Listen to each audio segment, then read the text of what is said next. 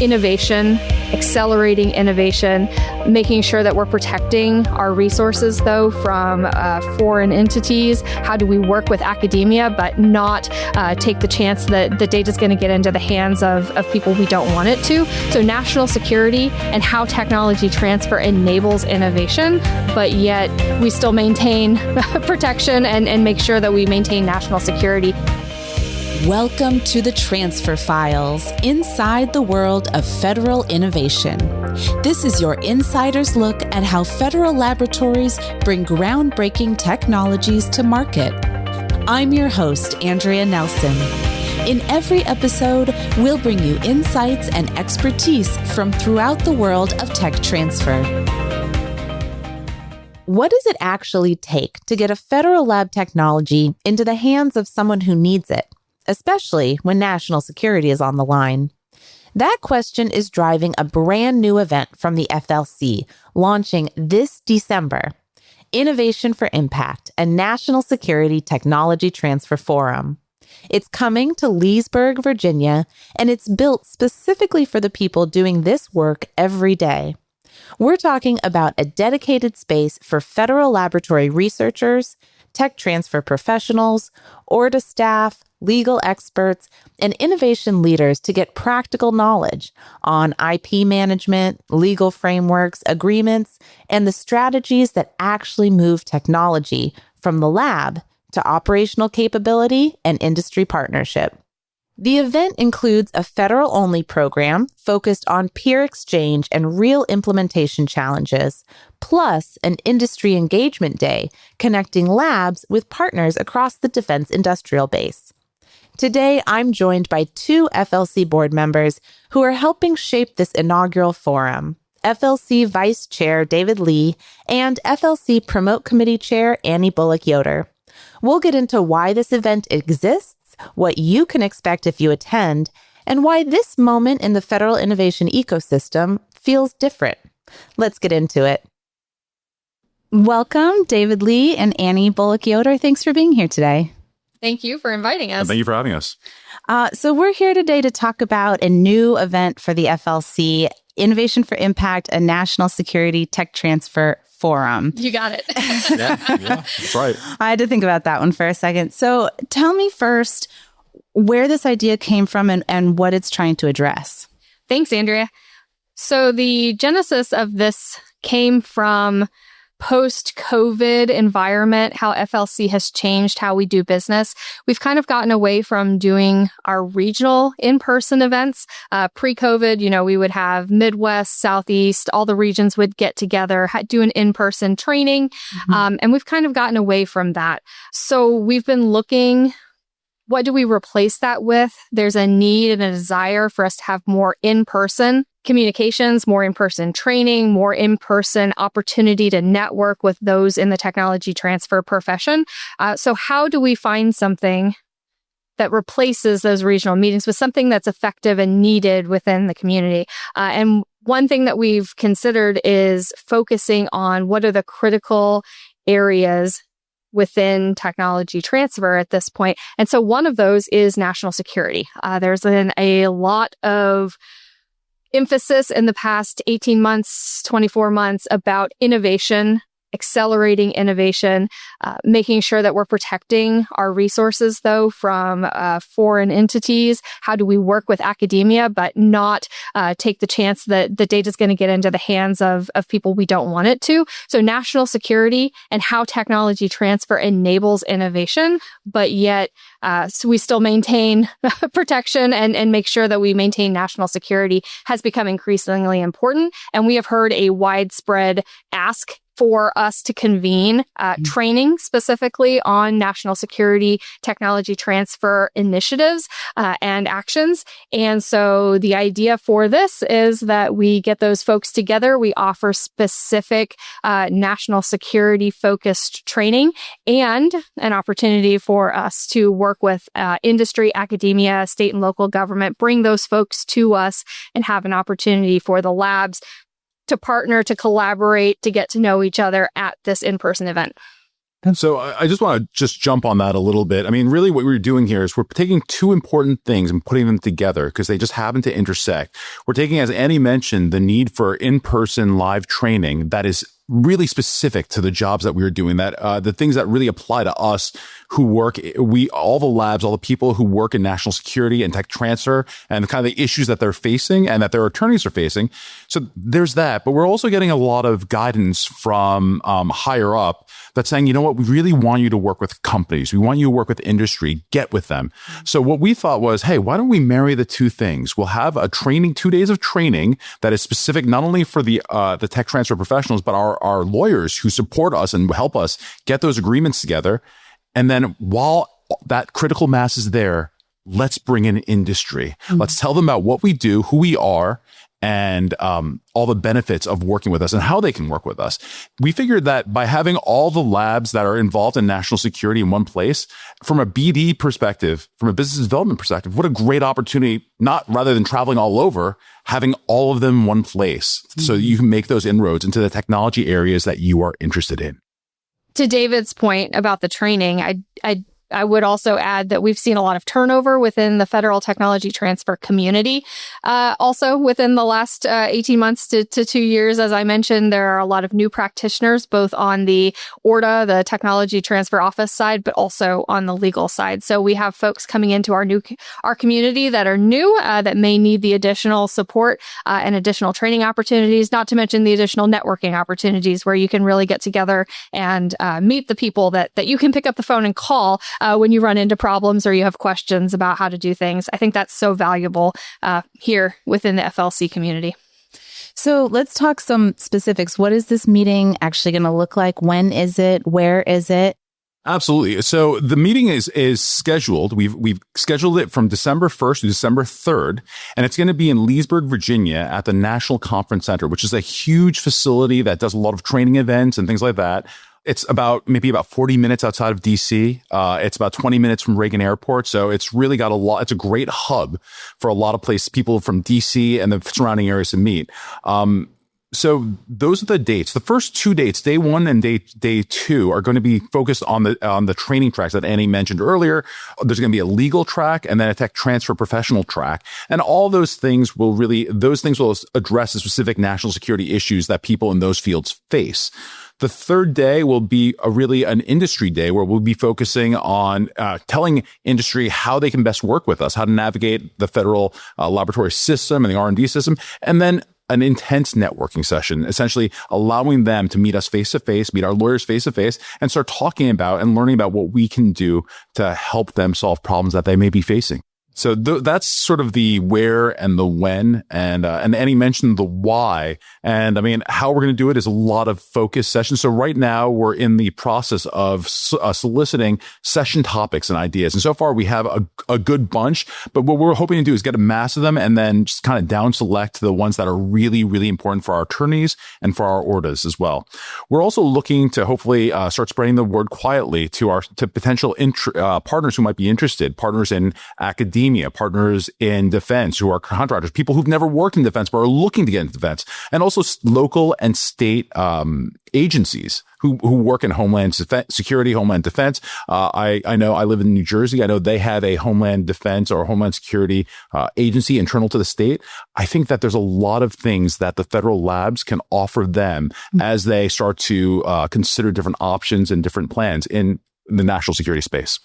Thanks, David. I would also like to emphasize, though, that this meeting is specifically focused on national security.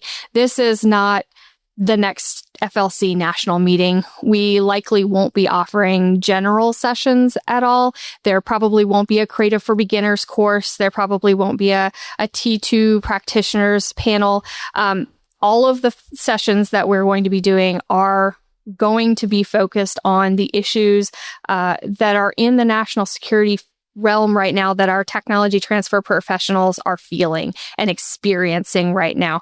So those things may include topics such as how do you handle classified material when you're doing a CRADA?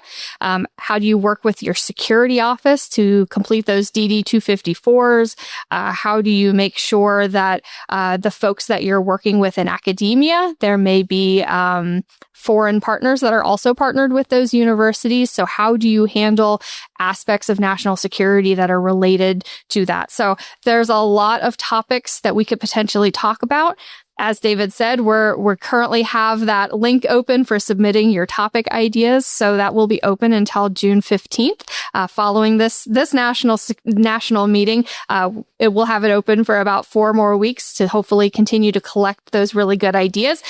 I would encourage you, even if you just have a problem that you'd like to see a panel or a topic session on, please go ahead and submit that. We can work on finding a subject matter expert or a speaker or a panel to talk about those topics. We want to know what your pain points are and how we can help convene the best training possible for this meeting. So while we are going to stay focused, we are also going to continue to make sure that it is very focused on national security. But please do submit your ideas. We're still collecting those ideas. We still want to make sure that we're pulling together the best agenda possible for this, but we're really excited about the topics that we have received to this point.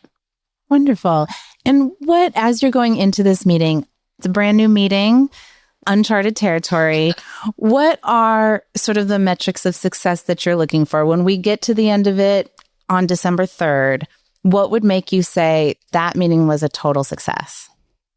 So I think when it comes to things like this, it's, you send out a survey and 1 to 10, how would you think? But I think there's some real value to that in terms of did our audience, did our tech transfer people, did our attorneys, and did our guests from academia, industry, state governments, from defense in the industrial base, did they find it valuable? Did they make connections?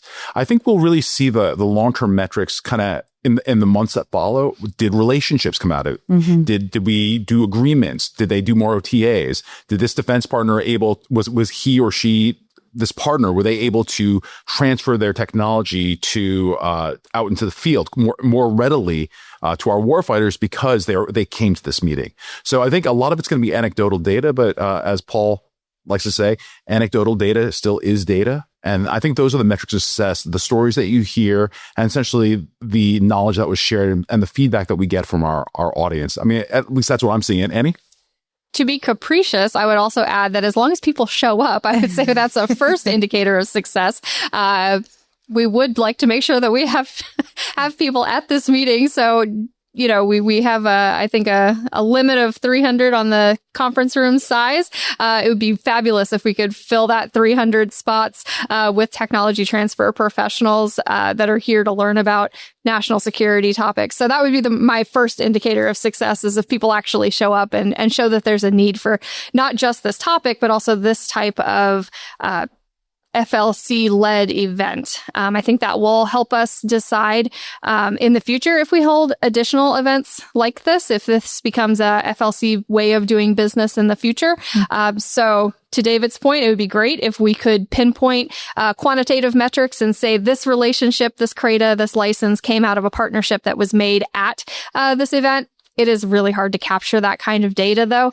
So another indicator to me of success of this event would be if the FLC community answers that survey afterwards and says, yes, this was worth my time. There was value added for me, both in the training and also the partnering aspects of it. And then if we do one next year, people show up again. I mean, I would like just to reemphasize what Annie said. I totally 100%. I'm just sitting here nodding with everything Annie is saying. Really, just having people come, because anything new is scary, right? Change is a little bit scary. This is definitely a little different than the way the FLC has done things in the past. But we think, in the current environment, we think this is the right way to do things, given the technology we have, given COVID, all these things that are coming down from the administration that they want to see, the areas where they want us to go in. We think that this is the right time. And as Annie mentioned, I'd just like to say thank you to the FLC for taking the risk to say, let's try this. Let's do something new. Let's try something that is a little bit different, and different can be good sometimes, but we're going to test it out. Let's at least give it a good try. And if this model does prove successfully, it can obviously be replicated for different areas, such as biotech, for pharma, for energy, for environment, for infrastructure, different things that our labs work in, agriculture, all kinds of things. We can tailor this model to that and obviously make it bigger, make it smaller as it's needed. So that's the hope. But again, we need to be successful. I mean, maybe I'm getting ahead of myself, but I think we just need to be initially successful. And I think butts and seats is usually a good start. So I would have to agree with Annie there. And that our industry partners also want to come join us for that third day. I think that's a good indicator that FLC is reaching the right audience and that we're bringing in the right stakeholders that want to know more about tech transfer and connect with the labs. Fantastic. Well, and as you mentioned, the call for topics is open until June 15th. It is. And that is available through the FLC website. And registration is not yet open, but there'll be more coming on that soon. Yes. Is there anything else that you'd like to share at this point? I think for anything, there's always a good reason to go, and then there's the real reason to go, right? So if I may, I would say the good reason to go if you're a tech transfer professional or a lawyer who works a lawyer or tech transfer professional who works in the national security reason, a good reason to go is to get the training, to share your knowledge, to leverage somebody else's knowledge and to make those contacts, and then of course to interface with industry, to get your face and your name out there and your lab's capabilities out there.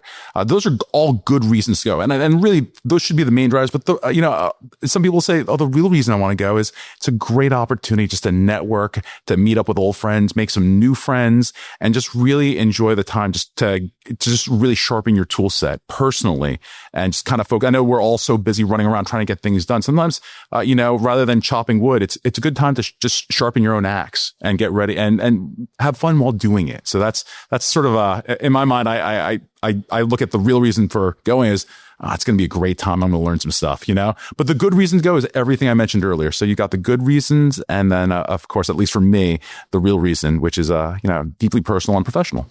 So just to provide a overview of what our timeline looks like for this event, a few dates that you should keep in mind. So as we mentioned, the submission portal is open right now to submit your topic ideas or your problem statements. The deadline for getting those in is June 15th. So that date is for sure. And then for registration, we hope to have registration open before the end of August. So you will receive tons of FLC notifications about this, but that is kind of what our timeline looks like for this. And then again, the event itself will be held December 1st through 3rd of 2026. So I hope we see you all in Leesburg, Virginia. Absolutely. Well, David Lee and Annie Bullock Yoder, thanks again so much for being here and sharing all this information. We can't wait to see you in Leesburg. Thank you so much for having us, Andrea. Absolutely. Thank you. A big thanks to David and Annie. This was a great conversation, and it's clear there's real energy behind getting this event right. If anything you heard today resonated, here's your next step. The call for topics is open right now. If you've got work to share, lessons learned, or a perspective the federal innovation community needs to hear, submit it. The deadline is June 15th.